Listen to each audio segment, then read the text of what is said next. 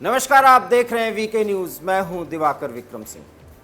लगता है कि कांग्रेस ने यह तय कर लिया है कि जो भी सनातनियों को गाली देगा, जितने गलत भाषा का इस्तेमाल करेगा, उसे उसी अंदाज में और बढ़िया तरीके से पुरस्कृत किया जाएगा।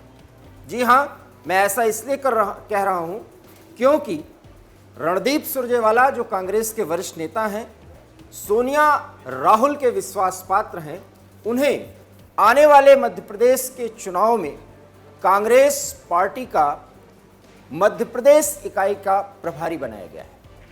रणदीप सुरजेवाला ने अभी कुछ दिन पहले ये बयान दिया था कि भाजपा और भाजपा के समर्थक राक्षस हैं और कृष्ण की जन्मभूमि से, कृष्ण की युद्ध भूमि से वो बाकायदा श्राप देते हैं कि ऐसे लोगों का भला ना हो।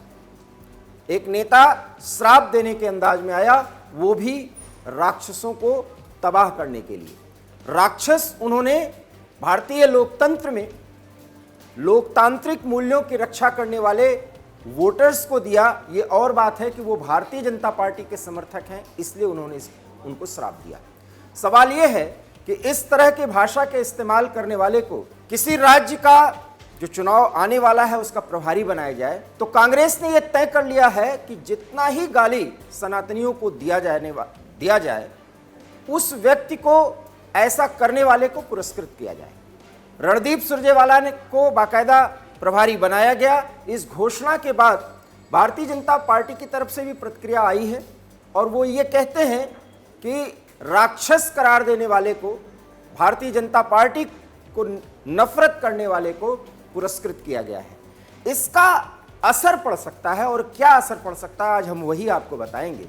आपने देखा होगा कि पिछले कुछ दिनों से कांग्रेस के दो वरिष्ठ नेता कमलनाथ और दिग्विजय सिंह हिंदुत्व के मुद्दे पर, राष्ट्रवाद के मुद्दे पर, सनातन के मुद्दे पर बहुत सधा बयान दे रहे हैं। यहां तक कि वो दिग्विजय सिंह जो हिंदू आतंकवाद को आगे बढ़ाने में बड़ी भूमिका अदा किया करते थे, वो बजरंग दल जैसे सनातनी संस्था को, हिंदूवादी संगठन को अब कह रहे हैं कि बजरंग दल अच्छा है, उसमें कई लोग अच्छे हैं।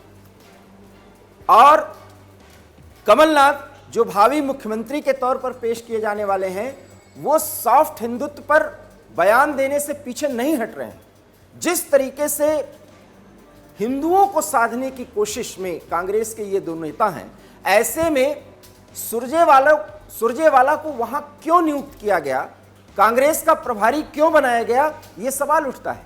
ऐसा लगता है कि कांग्रेस आलाकमान या उनके रणनीतिकार अब ये समझ चुके हैं कि एक तरफ दिग्विजय और कमलनाथ हिंदुत्व के मुद्दे पर सॉफ्ट हैं, तो ऐसे में जो तुष्टीकरण की रणनीति है कांग्रेस की, वो फेल न हो जाए। ऐसे में सुरजेवाला को वहां नियुक्त किया गया, क्योंकि सुरजेवाला कट्टरपंथियों के लिए बहुत मुफीद हो सकते हैं, वो उनके पसंद के हो सकते हैं। इसलिए जब सुरजेवाला वहां के प्रभारी बनाए जाएंगे, तो पार्टी के चुनावी रणनीति के साथ साथ जब वो जनसभाओं में जाएंगे, किसी रैली में जाएंगे, तो वो कितना कड़ा बयान दे सकते हैं वो देंगे। और अगर ऐसा करेंगे तो वो वोटर्स जिस पर राहुल गांधी ने बाकायदा खड़गे को निर्देश दिया कि वो मुस्लिम वोटर्स को साधें, रणदीप सुरजेवाला मध्य प्रदेश में मुस्लिम वोटर्स को साध सकते हैं। और इसीलिए चेक एंड बैलेंस के तहत जहां एक तरफ कमलनाथ और दिग्विजय और कुछ कांग्रेस के नेता जो राज्य इकाई में फिलहाल शिवराज सिंह चौहान के रणनीति को किसी भी तरीके से कुंद करने की कोशिश कर रहे हैं, वैसे में रणदीप सुरजेवाला की इस तरह से पोस्टिंग या उनकी नियुक्ति इस बात का द्योतक है कि कांग्रेस ये मानती है कि बगैर तुष्टीकरण के, बगैर सांप्रदायिक वोटर्स को एक तरफ खींचे, उसका बेड़ा पार नहीं होने वाला। हालांकि एंटी इनकम्बेंसी फैक्टर पर कई ऐसे मुद्दे हैं जो कांग्रेस उठा सकती है और कांग्रेस उठा भी रही है। वहां पर प्रियंका गांधी की भी भूमिका बड़ी है, वो भी पूरा प्रभार संभाल रही हैं चुनाव जिताने का, और उन्होंने 50% कमीशन लेकर के काम कराने वाली सरकार शिवराज सिंह चौहान की सरकार को दिया है। ऐसे में रणदीप सुरजेवाला अब वहां पहुंचेंगे तो क्या वो राक्षस से आगे भी कोई गाली दे सकते हैं और देंगे, ये देखना, जानना और सुनना बेहद दिलचस्प होगा। बहरहाल हम आपको पहले ही बता रहे हैं कि रणदीप सुरजेवाला को सांप्रदायिक ध्रुवीकरण के लिए बाकायदा मध्य प्रदेश का प्रभारी बनाया गया है, वहां का काम देखने के लिए कहा गया है चुनाव होने तक। और इसको लेकर के कांग्रेस के कुछ बड़े नेता बहुत खुश नहीं हैं, क्योंकि राक्षस वाले बयान के बाद रणदीप सुरजेवाला से हिंदू वोटर्स नाराज हो सकते हैं। और सनातनियों के खिलाफ जिस तरीके से सख्त लहजे का इस्तेमाल रणदीप सुरजेवाला ने हरियाणा की एक जनसभा में किया, उसको लेकर के बेहद नाराजगी है। और भारतीय जनता पार्टी इसीलिए उनके नियुक्त के समय ही बाकायदा इंदौर में एक शिकायत भी दर्ज करा चुकी है, एफआईआर दर्ज करा चुकी है कि किस तरीके से उन्होंने गंदे लहजे का इस्तेमाल भारतीय जनता पार्टी के वोटर्स, सपोर्टर्स और भारतीय जनता पार्टी के लिए किया। हालांकि गाली देना और गाली दे करके कट्टरपंथियों का सहयोग पाना, ये रणनीति और इस रणनीति पर चलने की कवायद कांग्रेस के कई नेता पिछले 9 सालों से कर रहे हैं। लेकिन मध्य प्रदेश में क्या सुरजेवाला जैसे व्यक्ति की नियुक्ति एक प्रभारी के तौर पर कांग्रेस को संजीवनी प्रदान करेगी या नुकसान, ये जानना और देखना बेहद दिलचस्प होगा। लेकिन उनकी नियुक्ति के बाद बताया यह भी जा रहा है कि कमलनाथ खेमा बहुत खुश नहीं है, क्योंकि कमलनाथ खेमा कोशिश कर रहा है कि भारतीय जनता पार्टी के हिंदुत्व कार्ड पर सॉफ्ट हिंदुत्व का जो मुलम्मा चढ़ाने की कोशिश कमलनाथ कर रहे हैं, उससे नुकसान हो जाएगा।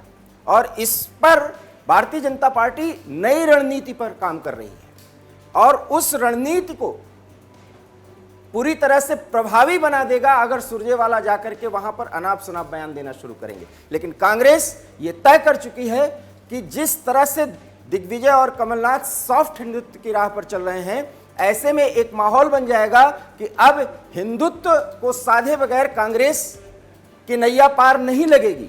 और अगर ये बात मध्य प्रदेश के एक वर्ग में चली गई, और मैं साफ तौर पर कहना चाहूं तो मुस्लिम वोटर्स पे, तो वो कांग्रेस से नाराज हो सकते हैं। और इसलिए सुरजेवाला जैसे व्यक्ति की वहां पर नियुक्ति की गई है, ताकि मुस्लिम वोटर्स इस बात पर खुश हो सकें कि भाजपा को गाली देने वाले व्यक्ति को पुरस्कृत किया गया है और चुनाव के समय तक एक सख्त लहजे में भारतीय जनता पार्टी को कोसने का काम रणदीप सुरजेवाला करेंगे। कितना फायदा होगा, कितना नुकसान होगा, मध्य प्रदेश के विधानसभा चुनाव में सुरजेवाला की क्या भूमिका होगी, ये हम आपको जरूर बताएंगे जब हमें समय समय पर उसके बारे में जानकारी मिलेगी। फिलहाल सुरजेवाला की नियुक्ति और वहां के कांग्रेस इकाई में उसको लेकर के क्या कानाफूसी चल रही है, इस पर जो खबर हमने दी है उस पर आप कितना सहमत हैं, अपनी प्रतिक्रिया हम तक जरूर भेजें। हमें रहेगा इंतजार। फिलहाल मुझे दीजिए इजाजत। नमस्कार।